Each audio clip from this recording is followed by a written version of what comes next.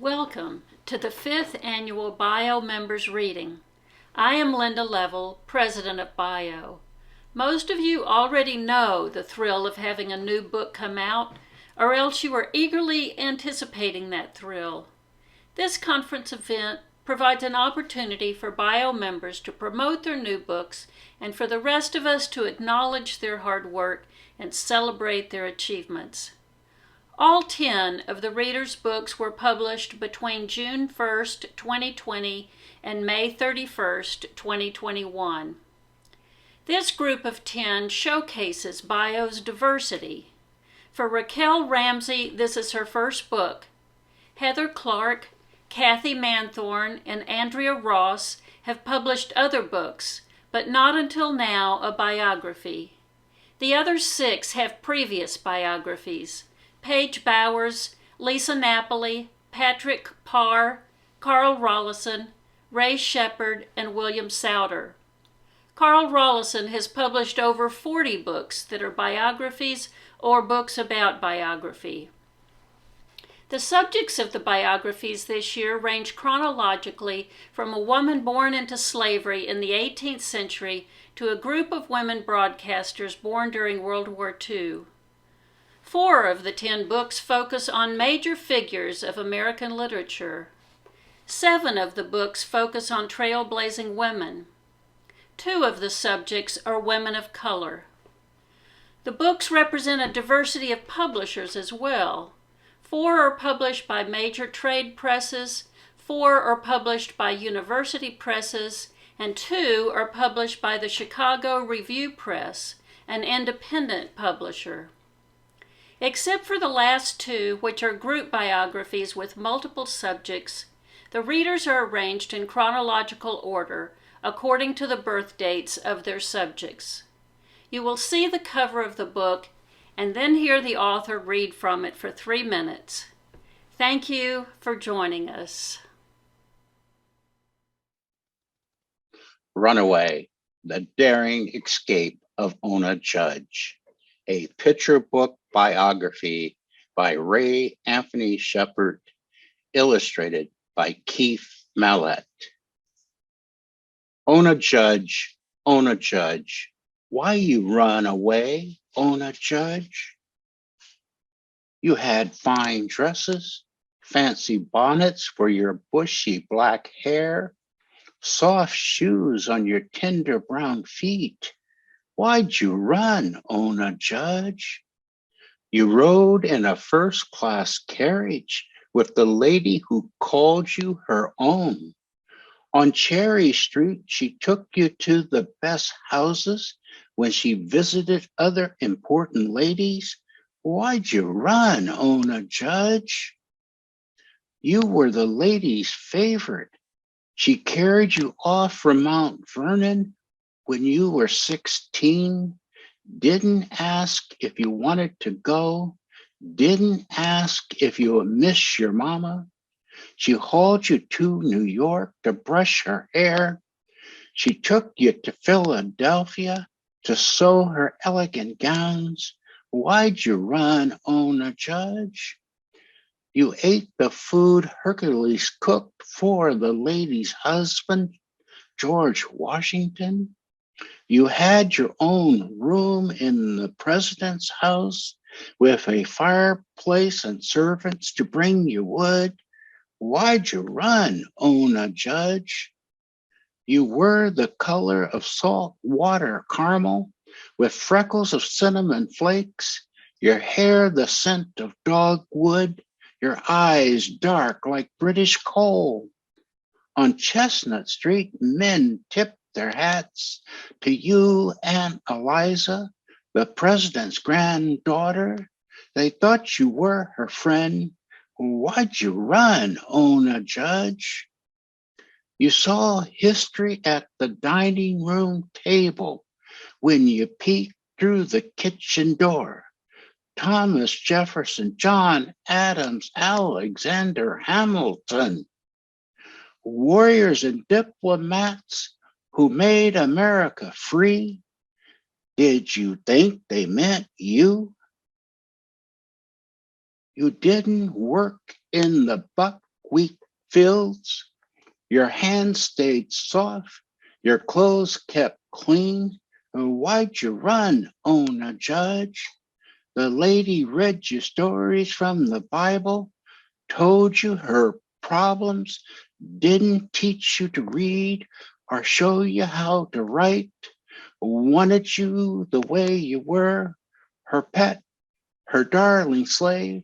Why'd you run, Ona Judge? Didn't you know you belonged to the lady, like her favorite chair or a pair of silk stockings?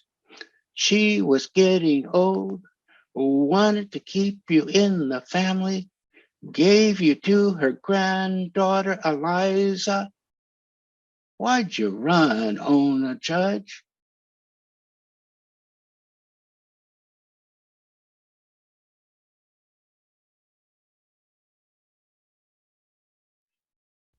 Prologue, the old church. Telltale noises filled the air. The cracking of the old wooden shingles, crack of metal pickaxe against stone, muffled thud of worn bricks tumbling to the soft earth, and voices of the crewmen shouting in working-class Gaelic. Those sounds were unmistakable. Standing at the corner of Beekman and Cliff Streets, her worst fears were realized. There stood old St. George's Chapel, surrounded by a makeshift fence to hold back the crowds that never tired of watching the destruction of the old buildings and the construction of the new ones every year that rose higher and higher. The workers shouted orders with accents so thick and idioms so distinctive that she could have imagined she was back home in Ireland.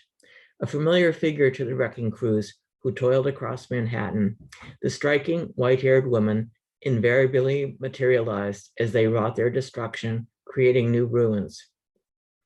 Selecting a slide from which to gain an optimal perspective of the edifice, she set up her folding stool, sat down, and removed from her bag her penner, inkhorn, and sketch pad. Then she set about drawing the church before demolition would soon render it unrecognizable. When she finished, she dated it 25 May, 1868. A few days earlier, George Templeton Strong had written in his diary, "They are beginning to pull down old St. George's in Beekman Street, a venerable old landmark." Topped by a towering steeple, the handsome Georgian-style edifice had stood there since 1752. The chancel was capable of holding about 2,000 worshipers, including many of the city's most distinguished families, the Schuylers, Livingstons, Beekmans, Van Rensselaers, and Cortlands. Witnessing a church demolition filled the artist with sorrow for the loss of a structure sacred not only to God, but to history. It contained memories of all the parishioners who were baptized and married there, listened to ministers' sermons, and lifted their voices in song. It recalled her father, a Methodist minister, who had preached in barns in the Irish countryside or in the modest parlors of his flock. If he had ever had a church as grand as this, he would have fought to preserve it with its last dying breath. In New York City, by contrast, the old was constantly being destroyed to make way for the new, all in the name of progress. Within a week, all traces of St. George's would be gone, with her rendering one of the few reminders of its existence. She continued drawing until the setting sun darkened her page and then packed up her equipment. As the workmen filed past her heading home, they looked over the shoulder of this curious woman with a pen and stared in amazement at the outlines of the old church, framed by trees. Eliza Pratt Greatorex had captured a good likeness.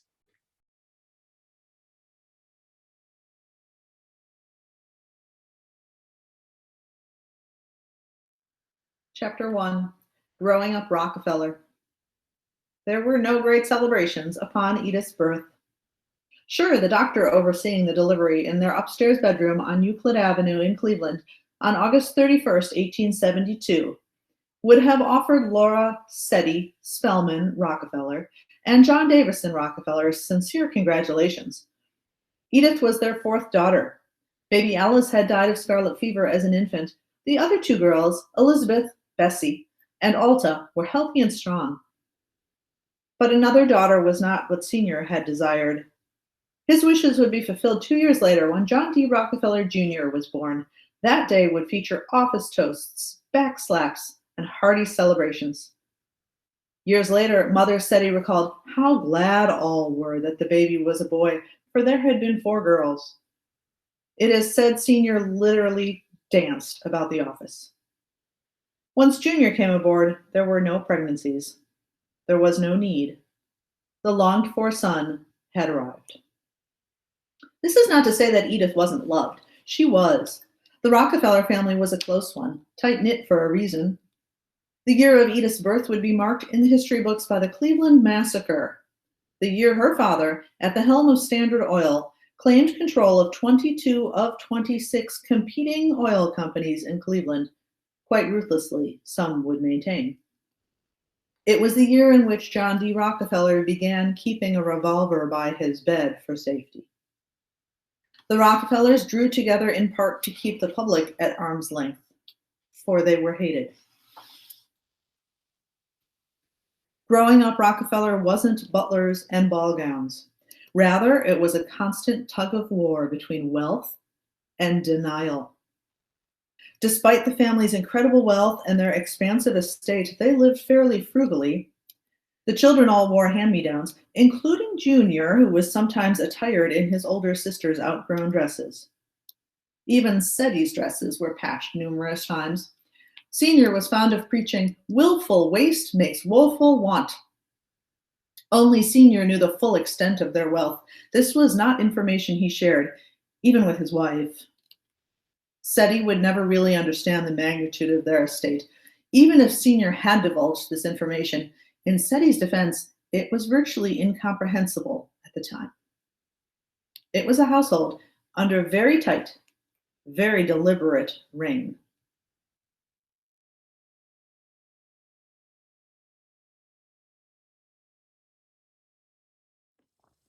I'm going to read from the first volume of the life of William Faulkner, just 2 paragraphs.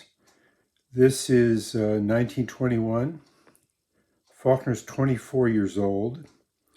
He's been to the city before, but this is the first time he's been spending a whole month there. He thinks of himself as a poet. He hasn't written any novels yet, and he's probably not quite a decade away from beginning his series of Yoknapatawpha novels.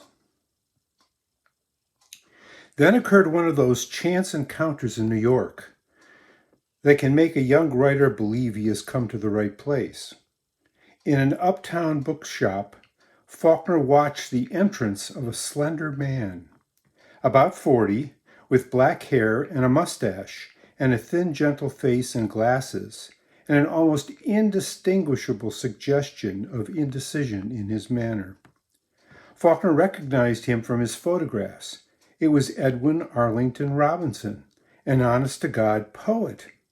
Robinson, who had come in to autograph books, gave Faulkner a second look, which is perhaps why Faulkner spoke to him. I didn't gain anything from him, as I probably startled him, but he was too gentle to put me off abruptly, Faulkner told his mother. Did he ever recall this poignant encounter during the many times he became the object of similar gazes and approaches? At the very least, he was learning what it was like to be such an object of attention. Faulkner described his first subway trip, the crowds cramming into the train, the tremendous velocity of the cars that came to a sudden, shocking stop. It's like being shot through a long piece of garden hose. The hectic, pell-mell pace of getting around day and night by subways, surface cars, elevated trains, and taxicabs put him off and made walking a snare and a delusion. He did not believe people really had a destination.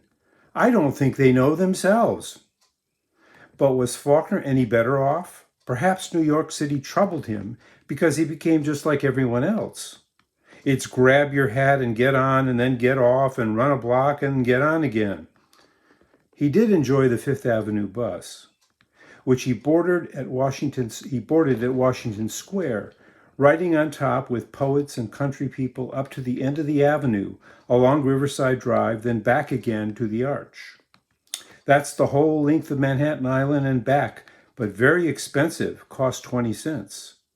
Although he did appreciate the maneuverable urbanity of the city that allowed him to take in so many different places in one day, the crowds annoyed him. Bookshops became a refuge.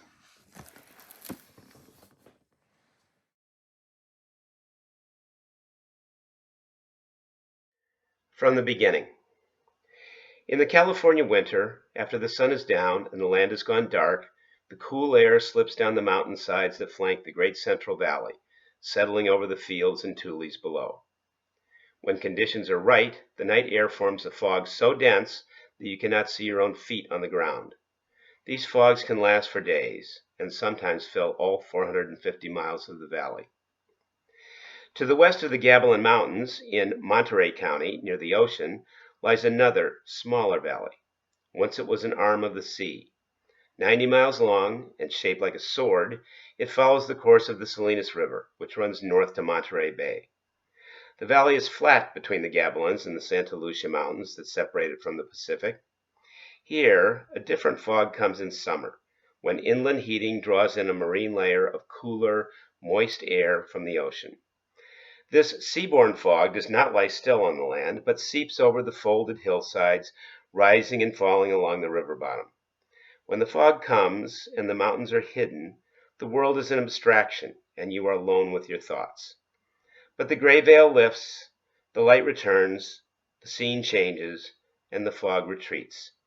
Day by day, the mountains turn from blue-black at dawn to pale gold under the sun and the towering sky. And the earth of the valley floor is lined with rows of lettuce, some a mile long. In the winter of 1902, in the midst of a drought, the skies over the Salinas Valley opened. On February 27th, the Salinas Daily Index reported that the Salinas River, which in the dry season ran underground in places, was out of its channel. Trees along the banks had water 6 feet up their trunks. A tangle of deadfall and debris had swept through the valley overnight in the flood, and those who had been praying for rain began praying for it to stop. That same day, in a large Queen Anne-style house in a well-to-do neighborhood of the town of Salinas, Olive Steinbeck gave birth to her third child and only boy. They named him John, like his father, like his father's father. One world was ending, another beginning. The promise of the new century was that nothing would remain the same for long, including America's place in the world. With the Victorian age barely over, the Steinbeck's baby boy hurtled into a future he would help to write. Before his second birthday, Wilbur and Orville Wright would fly, and within months of his death, Neil Armstrong would walk on the moon. In between, John Steinbeck tried to tell the story every writer hopes to get right, which is only how it was during one small chapter of history. It is not much to ask, but the hardest thing on earth to do.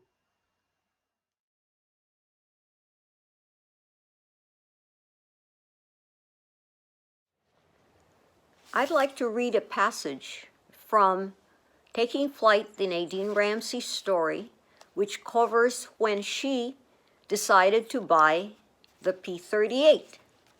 So I would read that passage now. The Lightnings, which had cost $115,000 to make, more than $1.6 million in 2020 dollars, were going for $1,250 per plane, less than $18,000 in 2020. A P-38 at that price was a steal, but on her instructor's salary, Nadine didn't even have that much money readily available. She knew her brother would understand her reason for buying a P-38, so she called Ed and asked for a loan. When he heard what she wanted, he laughed and said, yes. On Valentine's Day, Nadine went to Kingman and found the plane of her dreams. She bought it on the spot, making her P-38 one of only 10 planes that were ultimately purchased in Kingman. She flew it back to Long Beach the same day. Sure enough, Nadine's purchase made the news. On February 15, the Los Angeles Times printed a 2-column article headlined, "Woman Goes Shopping, Flies Home with P-38, noting that while most women are still waiting for their post-war dreams of nylons, clothing, and household articles to materialize, Nadine Ramsey of 5300 Hunbury Street, Long Beach, had hers all wrapped up yesterday, only it wasn't a feminine item. Nadine, the reporter wrote, had stepped figuratively and actually into the stratosphere when she picked off a bargain at such a saving that womankind everywhere can envy her without reserve. She not only scored a neat victory over all bargain hunting competitors, but so far as is known, she became the first female civilian in the world to own outright one of the world's fastest airplanes. This is from Taking Flight, the Nadine Ramsey story. Thank you.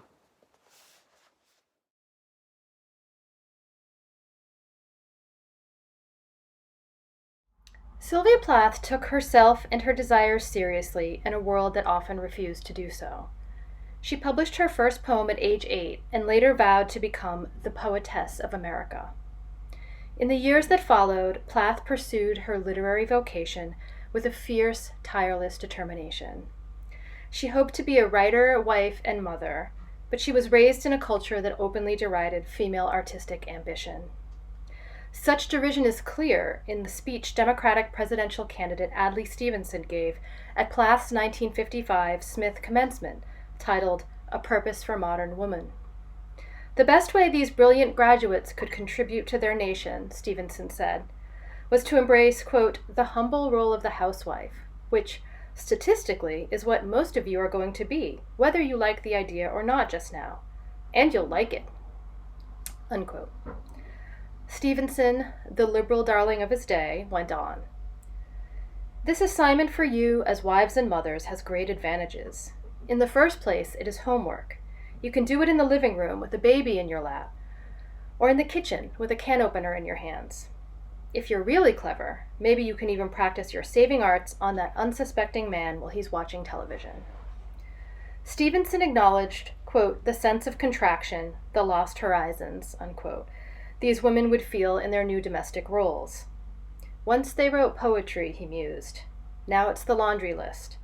They'd hoped to play their part in the crisis of the age, but what they do is wash diapers. He hoped this view was not too depressing, but concluded that women never had it so good as you do. Plath was determined to play her part, but as Stevenson's speech suggests, the odds were against her.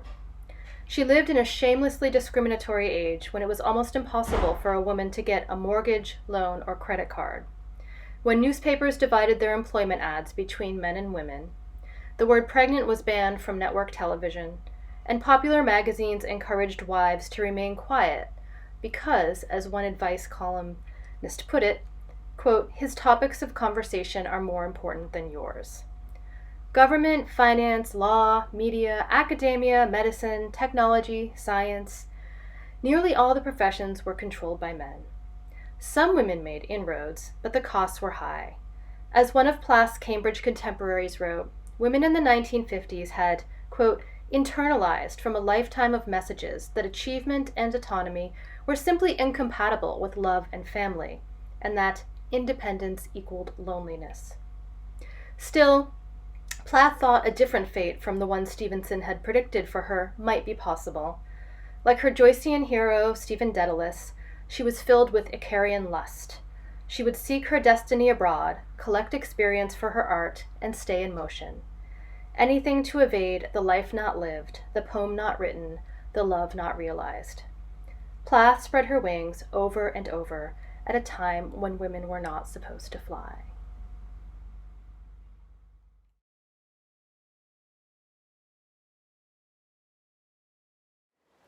Ray Montague was a fighter, as you'll see from this excerpt. Two characters in it, Jack, her boss, and Flossie, her mother. I told Jack that I taught those men how to use the computer, and yet they were making more money than I was. So I asked him why that was. He told me it was because they had a car and could come in at night. Because Ray didn't know how to drive, she used to carpool out to Carter-Rock, Maryland for work because the bus didn't run that far outside of the district. So I asked Jack whether I could make the same money as the men if I had a car and could come into work at night, Ray said. He said yes and thought he was done with it. But that evening I went to a used car lot and bought a 1949 Pontiac for $375. I had the salesman drive it to my house, and I volunteered to work the midnight shift for a month. At 10 o'clock every night, Ray would slide behind the wheel of her Pontiac and begin the slow, careful drive out to Carter-Rock from her house. 2 hours later, she would arrive at the office where she'd work until the day shift came in. When the day people arrived, I'd laugh with them and help them get set up for the day, Ray said. They thought I was being kind, but I was waiting for the traffic to let up at 9:30 so I could drive home at no miles an hour. When I got home, I'd have to find a parking space I could pull into because I didn't know how to park a car. Around the time Ray was crawling to work and back in her car, one of her aunts died, and Ray went home to Little Rock for the burial. Flossie had bought a car in the short time since Ray had been gone, and Ray drove it around town to practice. My mother had a friend who worked at the courthouse, and this friend said, "Ray, I see you're driving your mother's car. Do you have a license?" And I said, "No." So he said, "Do you want one?" And I said, "Yes." A couple hours later, he tossed it over to me, because at that time you didn't have to have a picture ID, and I didn't take an exam. When I got back to D.C., the Department of Motor Vehicles honored my driver's permit and gave me the D.C. permit. I proudly showed off my license at work, and everyone was laughing because no one thought I had that kind of nerve. Ray's boss came out to see what the noise was about, and she told him she had a brand new driver's license. Confused, he said, "Well, obviously you had one all this time." She told him she did not.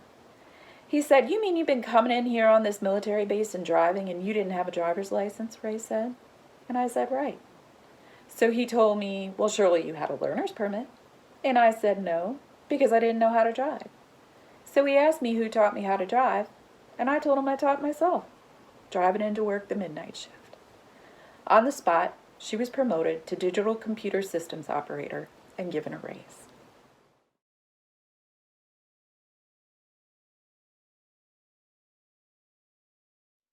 I'm reading from the prologue where Cokie Roberts is about to get hired by The Brinkley Show. By the time Brinkley jumped from NBC to ABC to launch his weekly Inside the Beltway analysis show in 1981, cable news and satellites and videotape were accelerating and changing news again. And at the same exact time, after years of legislation and lawsuits and activism and sheer determination, women, long marginalized into dead-end jobs as secretaries, researchers, and weather girls, acceptable way stations en route to their supposed true and primary purpose in life, marriage, and motherhood, were finally beginning to emerge from the shadows, propelled to the meatier assignments they'd been longing to tackle. Looking to acknowledge the underrepresentation of half the population, producers of The Brinkley Show invited a variety of female pundits on the air for live screen tests. Cokie, who'd been generating a buzz around town for her work as a congressional reporter on National Public Radio and her contributions on its television cousin, PBS, was among them. Hers was one in the quartet of voices that listeners around the country could hear report the news every day. Colleagues Susan Stamberg, Linda Wertheimer, and Nina Totenberg had each come before her at NPR. They'd joined the network at its marginal and bedraggled beginnings and put it on the map. Together, these four had done more than make careers for themselves in public radio at a time when female newscasters were unicorns. They'd changed journalism, the public's perception of women, and while they were at it, women's perception of themselves. Some women in the 1970s marched for equality or sat on the sidelines, angrily lamenting the lack of it. Susan, Linda, Nina, and Cokie had, through a combination of will, timing, and talent, used their distinctive perches to elevate the status of their sex in a different way, working 100 times harder than men while wielding microphones, as Susan described them, as magic wands waved against silence.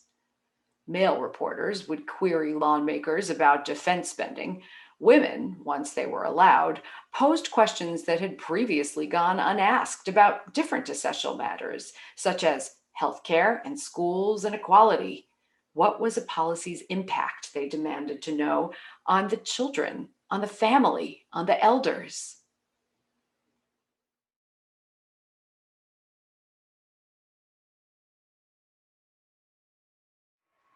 The following takes place April 4th, 1968, and involves James Baldwin. Across the country, in Palm Springs, California, Maya Angelou's friend James Baldwin sits by the pool of a luxurious home. He calls the neighborhood a millionaire's graveyard and has been sent to this house by a producer to continue work on a film script of Malcolm X's autobiography. Billy D. Williams, perfect in Baldwin's mind for the role of Malcolm, sits nearby. The locale is meant to relax his artistic spirit, but the sunshine as bland as milk and honey, the eerie streets paved with gold, and the thunderous silence of wealth make it very difficult to tackle Malcolm's gritty, darkened soul. A reporter comes to the home and chats with Baldwin and Billy D. about the film version of Malcolm. In this climate, talking feels much better than writing, so Baldwin charms the reporter and feels in command of the film's future vision. Baldwin acts, quote, in charge of the film, despite what the studio actually wants him to do, which is not to speak publicly about it. Still, Baldwin divulges a few of the film's details as they drink by the swimming pool. After Billy D. and Baldwin guide the reporter back to her car, they return feeling as if the film is theirs. Billy D. jumps into the pool and begins singing, quote, African improvisations to the sound of Aretha Franklin, as a nearby record player blares her music. Someone, a butler perhaps, has brought a phone out to the pool. At around 3:30 p.m. Pacific time, it rings. Baldwin picks up and hears the voice of actor and friend David Moses on the other line. Moses exclaims, Jimmy, Martin's just been shot. The gravity of the sentence stuns Baldwin. He's not dead yet, but it's a head wound, so. For the next several hours, Baldwin feels lost. He weeps, but more, quote, in helpless rage than in sorrow. 2 days later, Baldwin leaves behind the divisive helplessness that exists between Palm Springs and Watts and flies to Atlanta to attend King's funeral.